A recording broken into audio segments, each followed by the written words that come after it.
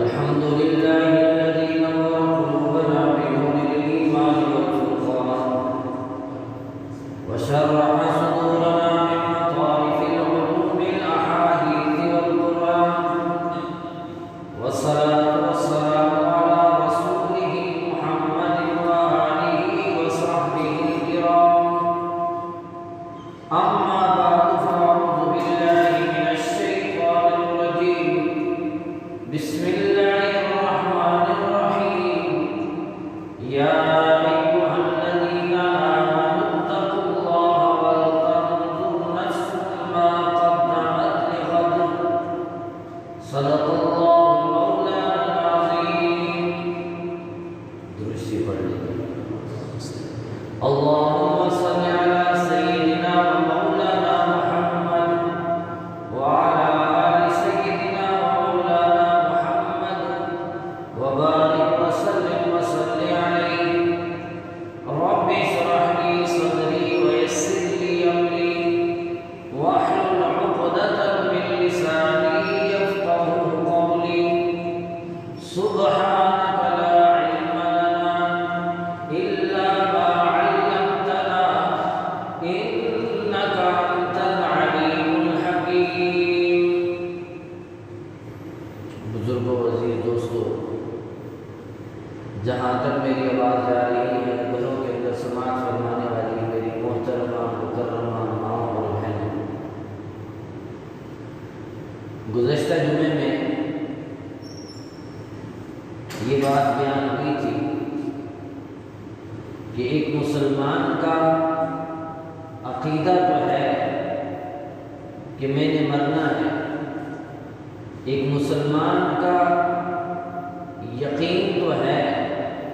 اس کا دعویٰ تو ہے کہ میں نے رب کے روبرو پیش ہونا ہے، رب کی عدالت میں پیش ہونا ہے اور رب کے سامنے حساب کتاب دینا ہے، جس کو قیامت کا دن کہتے ہیں۔ لیکن اعمال مسلمان ایسے کر رہا ہے کہ جیسے اس نے یہیں پہ رہنا ہے اور کبھی بھی اللہ کے سامنے پیش نہیں ہونا۔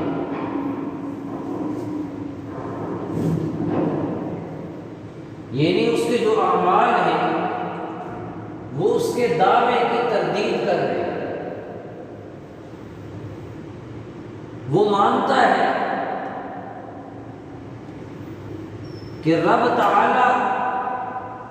اللہ کے نبی صلی اللہ علیہ وسلم کا فرمان ہے کہ سب سے پہلی چیز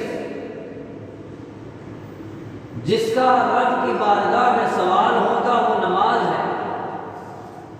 اس کے باوجود مسلمان نماز سے غافل ہیں، نمازیں ضائع ہو رہی ہیں، عمر بیت چکی ہے، پرواہ کوئی نہیں۔ یہ ایسا ہے کہ جیسے ایک مجلس ہو اور ایک محفل ہو جس میں کھانا رکھا ہو اور ایک شخص آئے اور سب کو بولے کہ بھئی یہ کھانا نہ کھاؤ، کیوں؟ اس لیے کہ اس میں زہر ملا ہوا ہے۔ اب اس کے ڈرانے سے سب لوگ ڈر گئے، سب نے ہاتھ روک لیے، تھوڑی دیر گزری تو دیکھا وہ خود بیٹھا کھا رہا ہے وہی کھانا۔ اب اس نے اپنے دعوے کو خود تردید کر دی، کوئی بھی یقین نہیں کرے گا، سارے لوگ اس کو کوسیں گے کہ تو نے جھوٹ بولا ہے۔ اسی طرح ایک شخص لوگوں کو ڈرا رہا ہے کہ یہ جو بستی کی طرف رستہ جا رہا ہے اس رستے میں بڑے خطرات ہیں، رستے میں چور ڈاکو لٹیرے ہیں، عزت بھی لوٹ لیتے ہیں، مال بھی لوٹ لیتے ہیں۔ لوگ ڈر گئے رک کے، لیکن کچھ ہی لمحے گزرے کہ اس نے بائک سٹارٹ کی اور اسی رستے میں خود چل پڑا۔ تو جو اس نے دعویٰ کیا تھا اس کا عمل اس کے اس دعوے کی تردید کر رہا ہے، تو کوئی بھی اس کو سچا نہیں سمجھے گا۔ تو مسلمان کا دعویٰ تو ہے کہ رب کے سامنے پیش ہونا ہے، مسلمان کا دعویٰ تو ہے کہ ایک رائی کے برابر نیکی کی وہ بھی رب دکھائے گا، وہ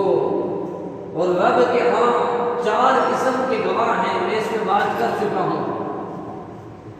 ایک ایک گواہ کو پیش کیا جائے گا، رب تعالیٰ کی ذات خود ایک ایک عمل گنوائے گی کہ یہ اعمال تو نے کیے، پھر نامہ اعمال کو پڑھایا جائے گا، اقرا کتابک، اپنی کتاب کو پڑھو۔ تیسرے نمبر پہ انسان کے جو اعضاء و جوارح ہیں، ان کو انسان اپنے سمجھتا ہے، یہ رب تعالیٰ کے جاسوس ہیں، ایک ایک عضو انسان کے خلاف گواہی دے رہا ہوگا۔ الیوم نختم علی افواہہم وتکلمنا ایدیہم وتشہد ارجلہم بما کانوا یکسبون، زبان پہ مہر لگ جائے گی، ہاتھ پاؤں بولیں گے، وَأَرْجُلُهُمْ أَيْدِيهِمْ وَأَرْجُلُهُمْ، ہاتھ بولیں گے، پاؤں بولیں گے، بِمَا كَانُوا يَكْسِبُونَ، جو انسان نے کیا ہوگا۔ انسان کے ایک ایک عمل کی اس کے اعضاء گواہی دے رہے ہوں گے۔ اور چوتھا گواہ انسان کے اعمال کے اوپر، وہ زمین کے یہ ٹکڑے ہیں جن کے اوپر ہم اچھائی یا برائی کرتے ہیں۔ اچھا عمل کیا اس کے گواہ، برا عمل کیا اس کے گواہ۔ یہی وجہ ہے کہ ہمیں علماء بتاتے ہیں کہ جس جگہ فرض پڑھیں سنتیں ہٹ کے پڑھیں، کہ یہ جگہ بھی آپ کے سجدے کی گواہی دے، ہر مقام ہر جگہ آپ کے سجدے کی۔ تو جس طرح نیک اعمال کے یہ گواہ ہیں، اسی طرح زمین کے جس ٹکڑے پر برائی کی جائے وہ ٹکڑا اس کی بھی گواہی دے گا، اور اس کا ذکر بھی قرآن میں موجود ہے۔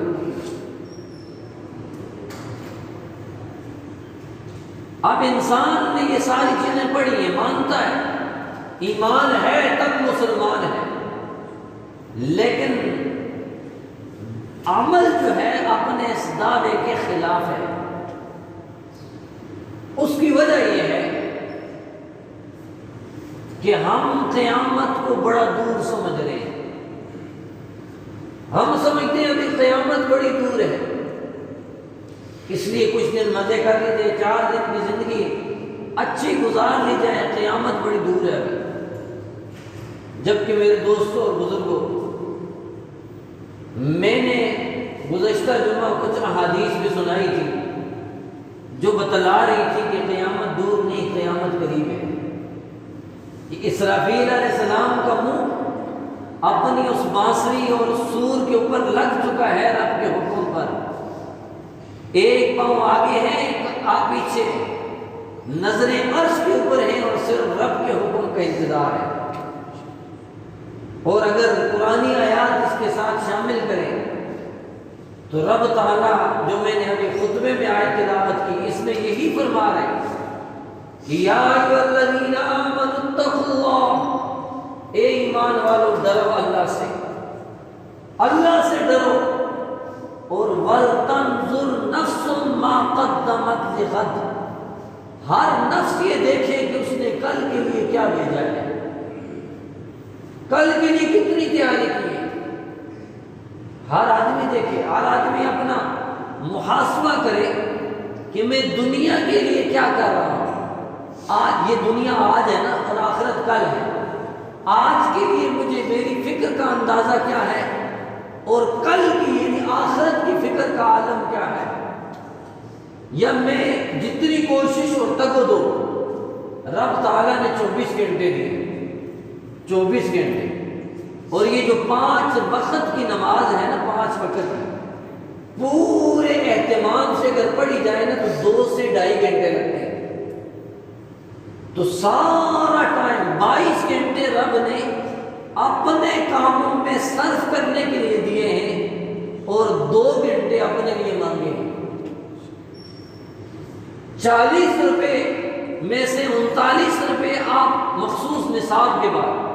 آپ اپنی ذات کے اوپر خرچ کریں، اور رب کے دیے ہوئے مال میں سے 1 روپیہ رب کے نام پہ خرچ کریں۔ کتنا تھوڑا مانگا ہے آپ سے،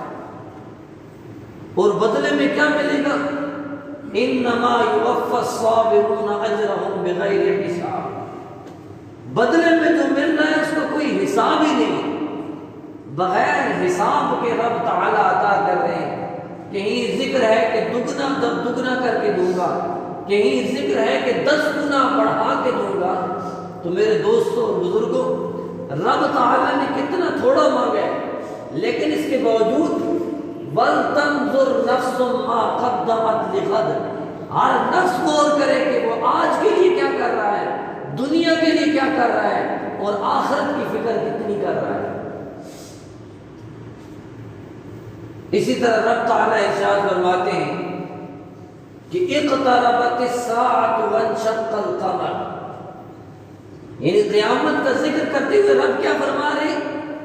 قیامت قائم ہو چکی اور چاند پھٹ چکا۔ قیامت میں، قیامت کے دن یوں ہی ہوگا نا، سورج بھی نور ہو کے گر جائے گا، یہ جو ہے نا زمین و آسمان یہ ختم ہو جائیں گے، ان کا حلیہ بگڑ جائے گا، اور پہاڑ روئی کے گالوں کی طرح فضا میں یوں اڑ رہے ہوں گے۔ اس نقشے کو رب کھینچتے ہوئے یوں فرما رہے ہیں، اور ماضی کے سیغے سے تعبیر فرما رہے ہیں کہ اقتربت الساعہ، قیامت قائم ہو چکی اور چاند پھٹ چکا۔ اہل علم جانتے ہیں کہ جس چیز کا تحقق یقینی ہو، جس چیز کا وقوع یقینی ہو کہ اس چیز نے واقعہ ہونا ہی ہے، اس کو ماضی سے تعبیر کرنے کا مقصد یہ ہوتا ہے کہ اس چیز کا واقعہ ہونا اتنا یقینی ہے گویا کہ یہ چیز واقعہ ہو چکی ہے۔ قیامت کا وقوع اتنا یقینی، اتنا اتھینٹک ہے، اتنا یہ پکا ہے قیامت کا واقعہ ہونا کہ رب تعالیٰ نے ماضی کے صیغوں کے ساتھ تعبیر کیا کہ گویا کہ یہ وقوع ہو چکا ہے۔ اسی طرح ایک اور جگہ پہ ارشاد فرمایا کہ اقترب للناس حسابهم وهم فی غفلۃ معرضون، کہ لوگوں کے حساب کتاب کا وقت قریب آ پہنچا